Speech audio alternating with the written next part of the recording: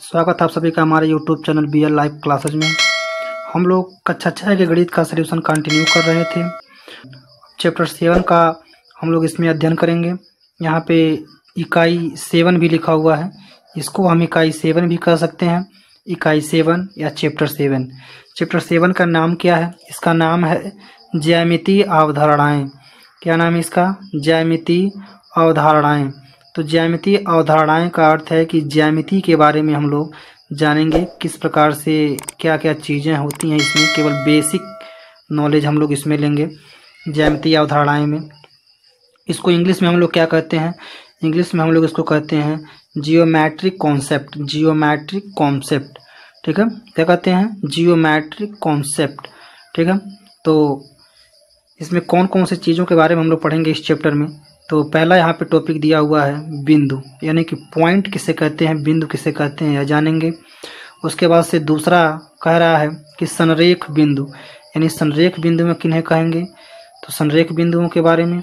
और संरेख बिंदु एक रेखीय बिंदु क्या होती हैं, इनको जानेंगे हम लोग। यानी संरेख बिंदु भी कह सकते हैं या एक रेखीय बिंदु भी हम इनका नाम रख सकते हैं, दोनों नाम से इनको जानते हैं, ठीक है। और उसके बाद से है एक बिंदुगामी रेखाएं। एक बिंदुगामी रेखाएं क्या हैं, इसको जानेंगे। उसके बाद से हम लोग पढ़ेंगे तल। तल का अर्थ होता है समतल, समतल भी कहते हैं समतल के गुण, यानी कि समतल का गुण क्या होता है, समतल किस प्रकार से हम लोग समझेंगे। उसके बाद से यहाँ पर है बंद एवं खुली आकृतियाँ। कुल आकृतियाँ होती हैं और उनमें से कुछ बंद आकृतियाँ हैं और कुछ जो है कि खुली हुई आकृतियाँ हैं, ठीक है। तो बंद और खुली आकृतियों के बारे में जानेंगे हम लोग इसमें। तो जियोमेट्रिक कॉन्सेप्ट यानी कि ज्यामिति की अवधारणाओं में पहले हम लोग देख लेते हैं कि ज्यामिति की अवधारणाएं क्या क्या हैं, इसको हम लोग समझ लेते हैं और शुरू करते हैं पहले पॉइंट से ही, ठीक है। तो अगर हम लोग यहाँ से कुछ चीज़ें देखें तो हम यहाँ से देख पाएंगे कि यहाँ पे लिखा हुआ है कि शब्द जो है कि ज्यामिति शब्द, यानी कि ज्यामिति शब्द को हम लोग इंग्लिश में क्या कहते हैं, जियोमेट्री कहते हैं। क्या कहते हैं? जियोमेट्री कहते हैं। यह एक यूनानी शब्द है, यानी यह यूनानी देश से लिया गया है जियोमेट्री। और यूनान में इसको क्या कहते हैं? यूनान में इसको कहते हैं जियोमेट्रीन। जियोमेट्रीन यूनान में क्या कहते हैं इसे? जियोमेट्रीन, यानी यहाँ पे लिखा हुआ है जियोमेट्रीन, यानी जियोमेट्रीन से ही जियोमेट्री जो है कि बना हुआ है, जिसमें जियो का जो अर्थ है, यानी कि GEO, जियो का जो अर्थ है भूमि, ठीक है। जियो का अर्थ क्या होता है? भूमि। इस चीज़ को याद रखेंगे, जियो का जो अर्थ है वह है भूमि। और मीट्रिन का अर्थ होता है क्या? मीट्रिन का अर्थ होता है मापना। मीट्रिन का अर्थ क्या होता है? मापना। मीट्रिन का अर्थ क्या है? मापना। तो यह हम याद रखेंगे, यानी कि जो जियोमेट्री है वह यूनान देश से लिया गया है, जिसमें हम लोग यूनान देश में इसको क्या कहते हैं? जियोमेट्रीन कहते हैं। और जियोमेट्रीन से ही यह जियोमेट्री क्या हुआ है? बना हुआ है। इसमें दो शब्द जुड़ा हुआ है, क्या क्या? जियो और मीट्रीन। तो जियो का अर्थ क्या होता है? जियो का अर्थ होता है भूमि, ग्राउंड, यानी कि धरती से मतलब है इसमें धरती, ठीक है। उसके बाद है मीट्रीन। मीट्रीन का अर्थ क्या होता है? मापना। तो इन चीज़ों को हम याद रखेंगे, ठीक है।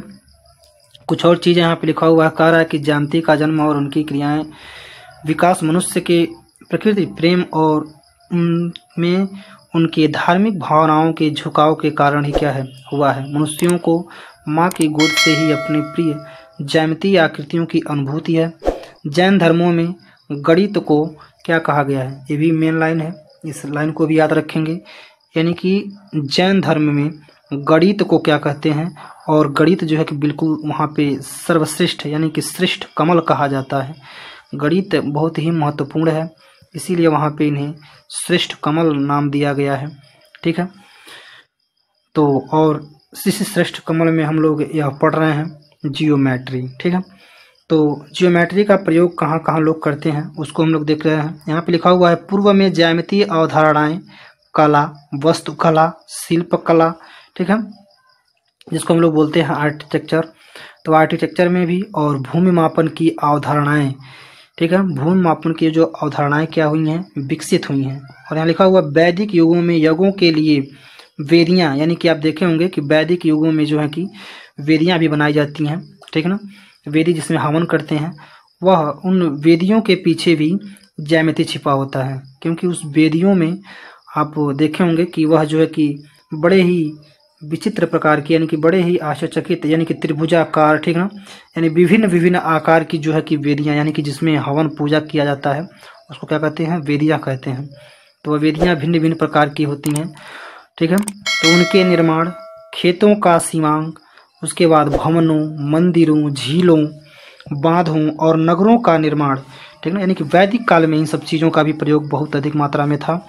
वहीं से ही यह जो है कि ज्यामिति कला जो है कि यहाँ से विकसित हुआ, जो कि ज्यामिति कला बहुत ही प्रचलित है। कला और वस्तु कलाओं में इन अवधारणाओं का प्रचुर प्रयोग किया गया, यानी कि यह जो ज्योमेट्री है इसका प्रयोग बहुत ही मात्रा में वैदिक काल से ही होता चला आ रहा है। पुनः आजकल ज्यामितीय अवधारणाओं का विकास हम विभिन्न प्रकार की वस्तुओं जैसी बॉक्स, यानी कि हमें पेटी बनाना होता है, मेज बनाना होता है, ठीक है, पुस्तक, अपने स्कूल में लंच में ले जाने के लिए जो डिब्बे बने होते हैं, लंच ले आते हैं हम लोग, तो लंच जो बॉक्स होता है वो भी एक ज्योमेट्रिकल तरीके से डिजाइन किया गया होता है। गेंद जिससे बच्चे खेलते हैं वो भी एक ज्योमेट्रिकल तरीके से बनाया गया है, आदि का हम लोग अनुभव करते हैं और उनका प्रयोग आवश्यकता अनुसार करते हैं। यहाँ इन सभी वस्तुओं के भिन्न भिन्न आकार हैं, मतलब अगर हम लोग बॉक्स को देखें तो चरकोर है, गेंद को देखें तो गोलाकार है, ठीक ना। तो अलग अलग प्रकार की जो आकृतियाँ हम लोग यहाँ पे देख पाते हैं, सीख पाते हैं। चित्रों को बनाने में जो रूल और पेंसिल, यानी कि जो रूलर, यानी कि पटरी, जिसको रूलर किसको बोलते हैं, स्केल को, पटरी को हम लोग क्या बोलते हैं, रूलर बोलते हैं, ठीक है। जो इंच पटरी होता है जिससे आप नापते हैं, स्केल जिसको कहते हैं उसको ही रूलर कहते हैं। और पेंसिल प्रयुक्त होती है, वह सीधा, यानी कि स्ट्रेट बिल्कुल होता है, सीधा होता है। जबकि 1 रुपये का सिक्का या सीडी, जिसको हम लोग बोलते हैं कॉम्पैक्ट डिस्क, ठीक है, यह बहुत इंपॉर्टेंट लिखा हुआ है। सीडी का फुल फॉर्म कई बार पूछता है कि सीडी का फुल फॉर्म क्या होगा, तो हम यहाँ से भी इसको याद रख सकते हैं, कॉम्पैक्ट डिस्क कहते हैं, ठीक है। यह सभी कैसे होते हैं, यह सभी गोल आकृति के होते हैं, जिन्हें हम क्या कहते हैं, वृत्ताकार या सर्कल कहते हैं, ठीक। तो कुछ यह बहुत ही इंपॉर्टेंट चीज़ें लिखा गया है, यानी कि हम कह सकते हैं कि यह जो चैप्टर है ज्यामिति, आप इसमें बता सकते हैं कि ज्यामिति शब्द कोई नया शब्द नहीं है, यह प्राचीन काल से ही हमारे पूर्वज भी इसका प्रयोग करते आ रहे हैं, ठीक ना। तो ज्यामिति जो है, यह जो चैप्टर है, यह पहले से ही, पहले के ज़माने में भी लोग इसका प्रयोग किया करते थे, ठीक है। लेकिन इस शब्द का नाम, जो जियोमेट्रिक कॉन्सेप्ट है, यह शब्द का जो नाम है वह यूनान देश से जो है कि खोज के लाया गया है, यानी कि यूनान देश के जो लोग हैं वह लोग इसका प्रयोग सर्वप्रथम किए, ठीक है, यूनान देश के लोग, ठीक है। तो आगे कुछ और पॉइंटों के बारे में देखते हैं हम लोग, तो कुछ और पॉइंट इसमें और हम लोग देखते हैं। तो यहाँ पे कुछ और पॉइंट हैं, यहाँ से लिखा हुआ क्या, यहाँ से जो टॉपिक कह रहा है, गणितज्ञों के अभिमत, यानी जो गणितज्ञ होते हैं, जो गणित को जानते हैं, गणितज्ञों के अभिमत में किसी भी ज्यामिति की रचना, यानी रचना करने के लिए जो मूल इकाई होती है, यानी जो सबसे शुरुआती पॉइंट जो होता है वह क्या होता है, वह होता है स्रोत आकृत बिंदु, यानी कि या तो हम कह सकते हैं स्रोत आकृत बिंदु या कह सकते हैं मूल इकाई। तो होता क्या है, बिंदु होता है, यानी कि पॉइंट। पहले हम लोग पॉइंट बात कर रहे थे कि बिंदु क्या होता है, इसके बारे में जानेंगे, जिसको हम लोग इंग्लिश में क्या कहते हैं, पॉइंट। तो पॉइंट को ही माना गया है। और महान गणितज्ञ यूक्लिड, ये जो कि यूक्लिड ज्यामिति के निर्धारक हैं, मतलब यह जो है कि इसमें सबसे अधिक अपना सहयोग दिए हैं। तो यूक्लिड ने सर्वप्रथम अपनी पुस्तिका, इनकी एक पुस्तक है जिसका नाम है एलिमेटस, क्या नाम है इसका, एलिमेटस। तो एलिमेटस जो है, एलिमेटस के सिद्धांत अवधारणाओं से संबंधित ज्यामितीय आकृतियों को संकल्पित तथा संकलित करने का अभूतपूर्व कार्य किया तथा ज्यामिति विषय की अवधारणशिला रखी, यानी कि यह जो यूक्लिड हैं इन्होंने इसमें बहुत ही सहयोग किया, ज्यामितीय आकृतियों की संकल्पना और उनको संकलित किया, यानी कैसे सोचें, किस प्रकार से बनेगा, इसमें उन्होंने अपना विवेक लगाया और ज्यामिति के जो विषय है इसकी आधारशिला इन्होंने रखी। तो पहला मूल, यानी ज्यामिति बनाने के लिए एक जो बिंदु होता है वह बहुत ही ज़रूरी है, यानी कि बिंदु होना, क्योंकि यही मूल इकाई है, बिंदु का ज्ञान, ठीक है, जिसको हम लोग इंग्लिश में क्या कहते हैं, पॉइंट कहते हैं। पॉइंट के ज्ञान से ही पूरे ज्यामिति को हम लोग अच्छे से समझ सकते हैं। तो पहला पॉइंट क्या कह रहा है, यानी पहला टॉपिक क्या कह रहा है कह रहा है एक जो बिंदु यानी कि जो पॉइंट वह है जिसका कोई भाग नहीं होता, यानी कि हम अगर ऐसे एक बिंदी लगा दिए तो यह बिंदी ही क्या कहलाएगा, पॉइंट कहलाएगा। यह बिंदी, एक बिंदी ऐसे लगा दिए यानी पेंसिल की जो, या पेंसिल की हमारे जो नोक है वही क्या है, बिंदु है, चाहे वो मोटा हो चाहे वो पतला हो, ठीक ना। यानी पेंसिल की नोक, एक हम पेंसिल रख दिए, एक नोक ऐसे बना दिए, तो नोक जो बना हुआ है उस पर जो इंगित हो रहा है वही क्या है, हमारा पॉइंट है। दूसरा क्या कह रहा है, कह रहा है एक रेखा चौड़ाई रहित लंबाई होती है, यानी कि यह जो रेखा खींची अगर हम लोग खींचें तो उसमें कोई चौड़ाई नहीं होता। अगर हम रेखा खींचे हैं तो कोई चौड़ाई नहीं है। इसमें क्या है, इसमें केवल लंबाई है, क्या है इसमें, केवल लंबाई है, लेकिन हम इसमें चौड़ाई का जिक्र नहीं कर सकते कि इसमें चौड़ाई है। जो ये कोई भी हम लोग लाइन खींच रहे हैं ऐसे, तो इसमें हम केवल लंबाई कह सकते हैं, चौड़ाई नहीं कह सकते। यानी कि यह कह रहा है कि रेखा चौड़ाई रहित, यानी चौड़ाई नहीं होता है, केवल लंबाई ही उसमें होता है। और तीसरा क्या कह रहा है, यह कह रहा है एक रेखाखंड के सिरे बिंदु कहलाते हैं, यानी कि एक रेखाखंड के जो सिरे हैं उन सिरों को ही, यानी मान लीजिए रेखाखंड खींचे तो इनके यह जो सिरा है, ठीक, और यह पीछे का, तो दोनों आगे पीछे के जो सिरे हैं वही क्या होते हैं, बिंदु होते हैं। तो बिंदु में ना ही कोई चौड़ाई होती है, ना ही कोई मोटाई होती है, ना ही कोई ऊंचाई होती है, ठीक है। आगे देखते हैं, तो आगे कुछ और चीज़ें इसमें जुड़ी हुई हैं। जैसे यहाँ पे कह रहा है कि एक सीधी रेखा ऐसी रेखा है जो स्वयं बिंदुओं के साथ प्रकट रूप से स्थित होती है, यानी कि सपाट रूप से, यानी कि इसों के साथ किसके रूप से, सपाट रूप से स्थित होती है। यानी कि यह एक ऐसी लाइन है जिसमें कोई मोटाई चौड़ाई नहीं होता है, ठीक है, केवल लंबाई होता है। यानी कि एक तल वह है जिसकी केवल लंबाई और चौड़ाई होती है, यानी एक ऐसा तल है जिसमें केवल क्या होती है, लंबाई और चौड़ाई, यानी कि बिंदु क्यों कहें तो, ठीक है ना। यानी कैसे भी कह सकते हैं कि इसमें कोई चौड़ाई, कोई लंबाई, कोई ऊंचाई, कोई मोटाई इसमें नहीं होता है। और जो समतल की बात करें तो यहाँ पे कह रहा है तल, यानी कि तल की यहाँ पे बात किया गया है, तो तल जो वह होता है जिसमें केवल लंबाई और चौड़ाई होता है। तल की बात करें कि समतल प्लेट की, उसमें लंबाई और चौड़ाई होगा। उसके बाद कह रहा है कि समतल, यानी कि प्लेन सरफेस की बात कर रहा है यहाँ पे। प्लेन सरफेस क्या है कि ऐसा पृष्ठ जो हमारा पेज है, पन्ने की जो कॉपी की पेज है वही क्या है, समतल पृष्ठ हम लोग कह सकते हैं, जो स्वयं सपाट रूप से स्थित हो, यानी कि स्वयं क्या हो, सपाट रूप से, यानी कि बिल्कुल प्लेन। एक कागज का अगर हम लोग बना देते हैं तो इसका जो यह भाग है वही क्या है, समतल है, ठीक ना, एकदम बिल्कुल सपाट है, तो वह समतल ही कहलाएगा। तो कुछ और चीज़ें हम लोग यहाँ से देख सकते हैं, ठीक ना। अपने दैनिक जीवन में हम लोग बहुत चीज़ों का प्रयोग करते हैं, जिसमें से क्या क्या है, घनाभ, घनाभ में देख सकते हैं लंबाई, चौड़ाई, ऊंचाई तीनों है। उसके बाद क्या है, गोला, ठीक है, वृत्त नहीं है, गोला है, गोला में अंदर तक क्या होता है, भरा होता है। उसके बाद क्या है, एक बॉक्स, लंच बॉक्स हमारा हो सकता है, ठीक ना, इंस्ट्रूमेंट बॉक्स से हो सकता है हमारा। उसके बाद एक निडिल, निडिल भी एक प्रकार की वस्तु है। उसके बाद से बेलन, उसके बाद से यहाँ पे शंकु, ठीक, पत्थर का एक टुकड़ा, ठीक, पत्थर का एक टुकड़ा है। उसके बाद से सेप, जिसमें कुछ गोलाई है, ठीक ना, कुछ मोटाई भी है, कुछ चौड़ाई भी है, कुछ लंबाई भी है। तो ये सभी चीज़ें क्या है, इस ज्यामितीय अवधारणा को देने का काम करते हैं। चलिए, यहाँ पे कुछ और चीज़ें लिखा गया है। इसमें कहा जा रहा है कि अपने परिवेश में हम तीन वस्तुएं बहुत सारे देखते हैं जिनका नाम लिख सकते हैं, क्या कैसा कैसा नाम, तो क्या क्या चीज़ें आने हम लोग, समतल, समतल क्या है, वक्रतल क्या है, ठीक ना, और कुछ जो है कि समतल और कुछ वक्रतल। जैसे अभी हम लोग पिछले वाले की बात करें अगर यहाँ, तो इसमें हम लोग देखेंगे तो इसमें केवल क्या है, केवल जो है कि इसमें समतल समतल है, ठीक है। इसमें देखें तो क्या है, इसमें जो है कि वक्रतल केवल है, इसमें भी केवल क्या है, समतल समतल। निडिल में क्या है, समतल वक्रतल। गोले में क्या है, समतल वक्रतल। इसमें भी क्या है, समतल वक्रतल। इसमें भी क्या है, वक्रतल। गोल में क्या है, वक्रतल, ठीक ना। तो ऐसे इन तलों के बारे में जानना, ठीक है। यानी कि समतल का मतलब क्या हो गया, बिल्कुल बराबर हो, और वक्रतल का मतलब क्या हो गया, तो टेढ़ा हो, गोलाकार हो, कैसे भी हो, ठीक ना। तो अगर हम देखें पहला यहाँ पे, तो चाय का डिब्बा, यानी जिसमें चाय पत्ती रहती है, तो भी क्या है, यानी एक तरह से चाय का डिब्बा भी जो होता है वह जो है कि समतल है। उसके बाद कह रहा है कि बेलनाकार लकड़ी, तो इसमें समतल और वक्रतल दोनों है, मतलब यह समतल हो जाएगा और यह जो हिस्सा है वो क्या हो जाएगा, वक्रतल हो जाएगा। जो हमारा श्यामपट्ट है ये क्या है, यह बिल्कुल समतल है, ठीक है, जिसमें हम पढ़ाई करते हैं वो बिल्कुल क्या है, समतल है, यानी कि यह जो है क्या कहलाएगा, समतल कहलाएगा।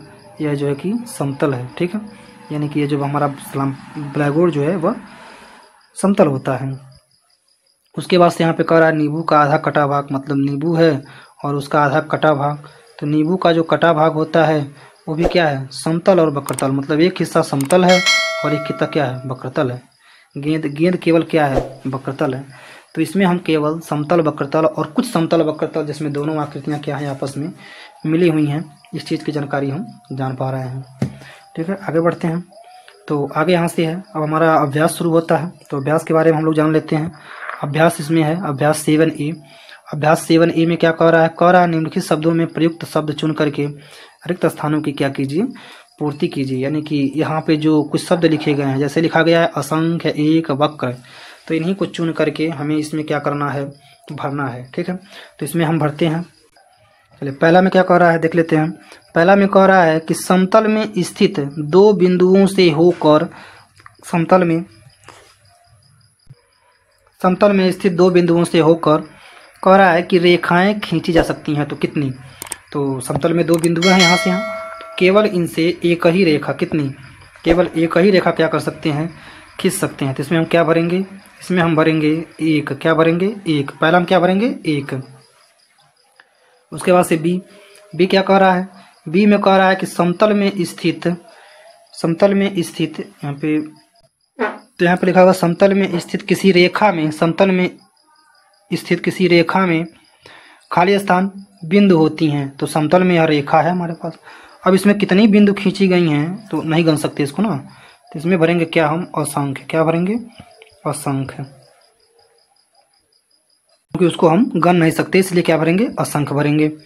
उसके बाद से सी में यहाँ पर कह रहा है गोले का तल। ठीक ना, अब गोले का तल किस प्रकार से होता है वो हमें बताना है।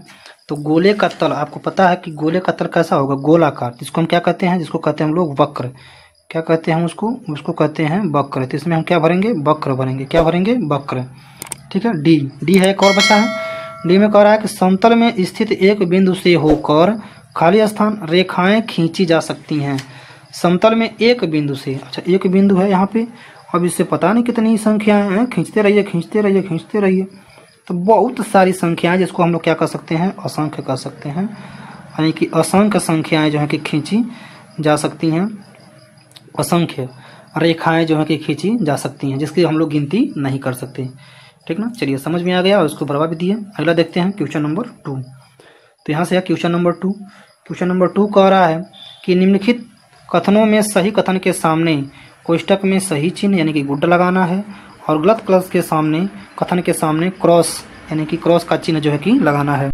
तो चलिए पढ़ लेते हैं इसको। पहला कह रहा है कि कागज का तल समतल है। तो आप खुद देख सकते हैं, जो हमारा कागज होता है जिस पर हम लोग पढ़ते लिखते हैं वो क्या है, समतल है।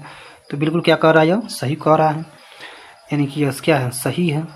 ठीक ना। उसके बाद से दूसरा कह रहा है 3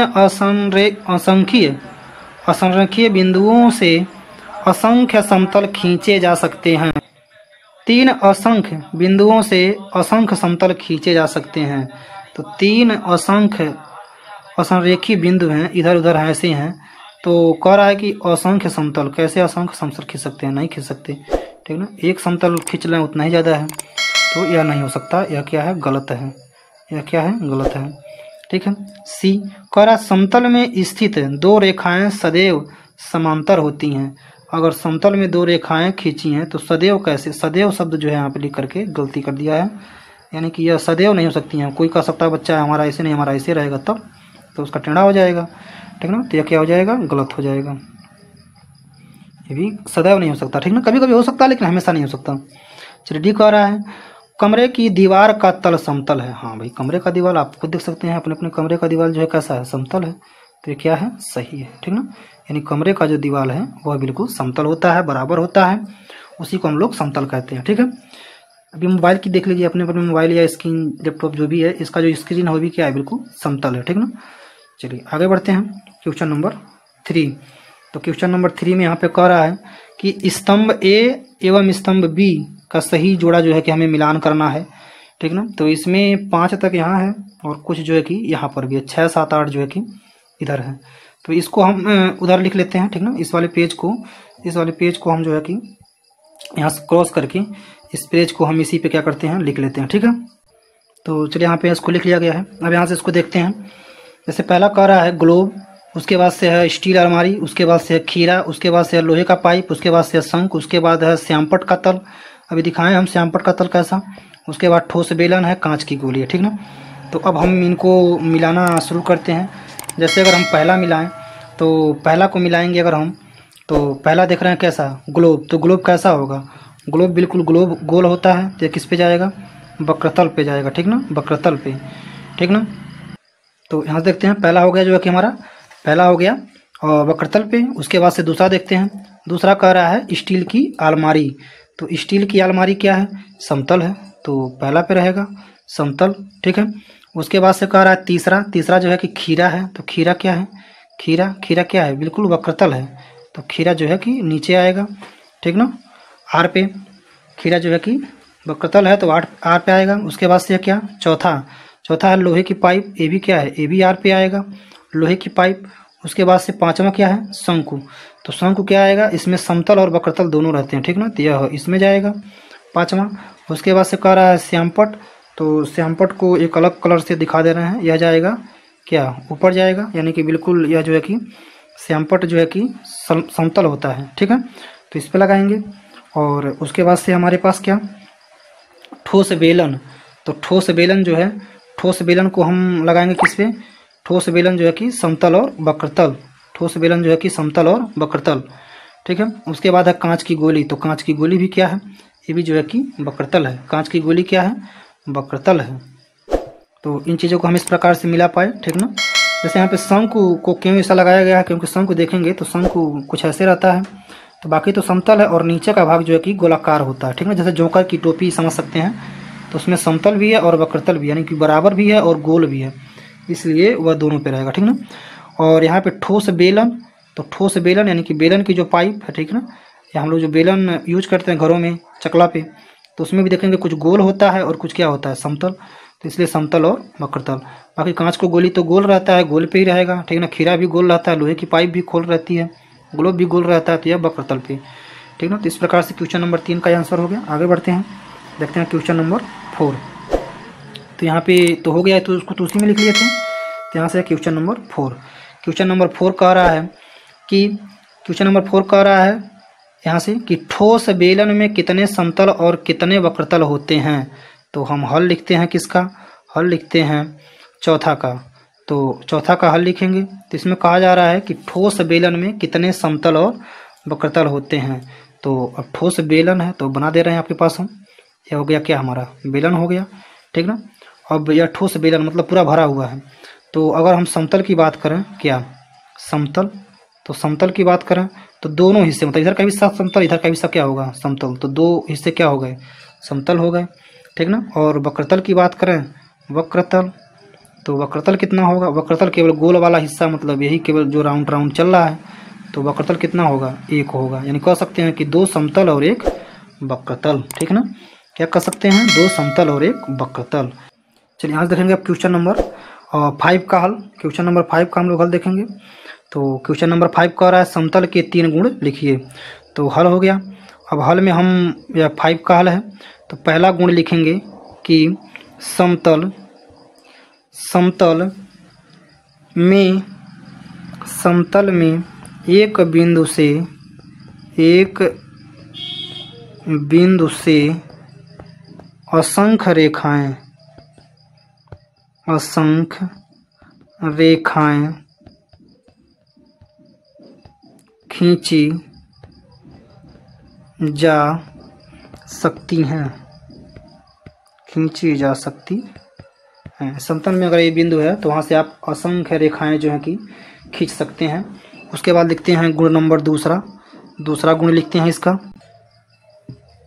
चलिए दूसरा हम लोग लिख पाएंगे। तो पहला तो हो गया समतल में एक बिंदु से असंख्य रेखाएं खींच सकते हैं, और दूसरा हम लोग लिखेंगे समतल में स्थित दो बिंदु से, समतल में स्थित, समतल में स्थित दो बिंदुओं से, दो बिंदुओं से, समतल में स्थित दो बिंदुओं से एक और, यानी कि एक रेखाएं खींच सकते हैं, एक, या ऐसे सकते हैं केवल एक रेखाएं खींच सकते हैं, ठीक ना। बिंदुओं से केवल एक, केवल एक रेखा खींच सकते हैं, खींच सकते हैं। ठीक है, यह हो गया दूसरा। उसके बाद से देखते हैं तीसरा। तीसरा हम लोग कह सकते हैं क्या कि समतल में दो बिंदुओं से, समतल में दो बिंदुओं से,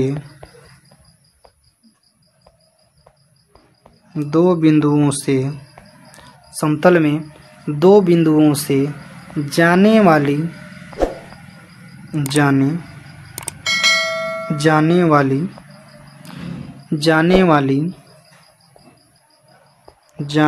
रेखा हर बिंदु समतल पर स्थित होती है। ठीक है, स्थित होती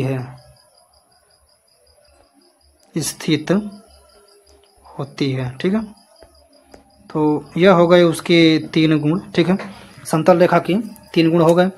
पहला कह रहा है कि समतल में एक बिंदु से असंख्य रेखाएं, यानी कि एक बिंदु है तो इससे बहुत सारी रेखाएं क्या कर सकते हैं, हम खींच सकते हैं। दूसरा कह रहा है कि समतल में यदि 2 बिंदुएं हैं तो केवल उससे एक ही रेखा क्या कर सकते हैं, खींच सकते हैं।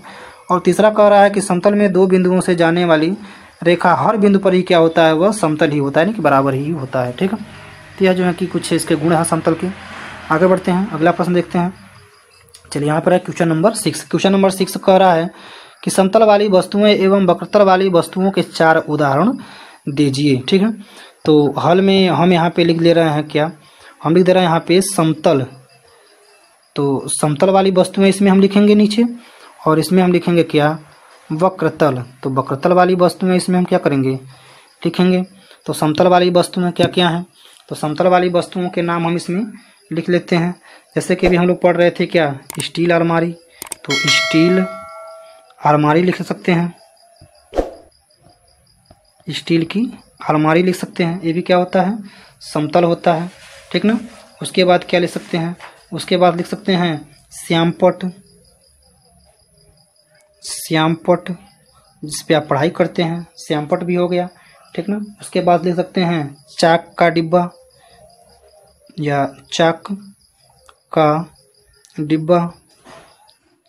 का जो डिब्बा होता है वो भी आपका क्या होता है, समतल होता है। और उस केवल समतल लिखना है। ठीक ना, और आप लिख सकते हैं क्या, और चौथा आप लिख सकते हैं पेंसिल बॉक्स। क्या लिख सकते हैं, पेंसिल बॉक्स। ठीक ना, तो पेंसिल बॉक्स भी लिख सकते हैं। तो यह सब जो है कि यह हो गए 4 आपके समतल। उसके बाद से वक्रतल में लिखना है, तो वक्रतल में आप क्या लिख सकते हैं, लिख सकते हैं कांच की गोली,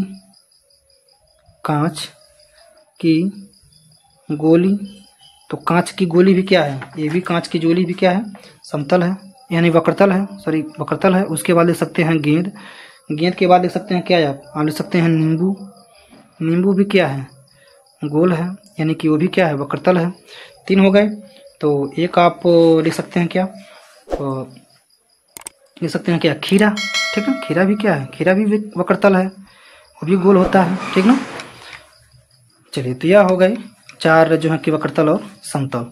तो यह प्रश्न का जो है कि एक्सरसाइज का अंतिम प्रश्न था। ठीक ना, तो यहाँ पे समाप्त होता है। वीडियो को देखने के लिए धन्यवाद।